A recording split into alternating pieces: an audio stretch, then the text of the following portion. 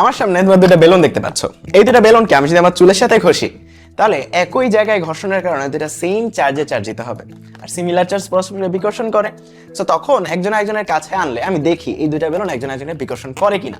তাইলে আমি একটু ঘষি আমার চুলের সাথে, বুঝছো? সো একটু চুলের সাথে ঘষলাম। সো এখন এটাকে আমি ফ্রিলি ঝুলাই দিলাম, চিন্তা করো।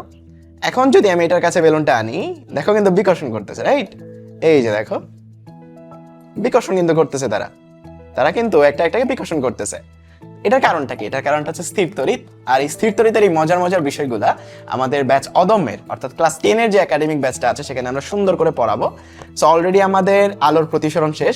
সো এখন আমরা স্থির তড়িৎ শুরু করতেছি। সো তোমরা যারা যারা এখনো ভর্তি হও না আমাদের সাথে, আমাদের পুরো বছরের ক্লাস 10 এর একাডেমিক ব্যাচে ভর্তি হয়ে গেলো, ইনশাল্লাহ খুব সুন্দর করে তোমাদের ফিজিক্সটা শেষ হবে।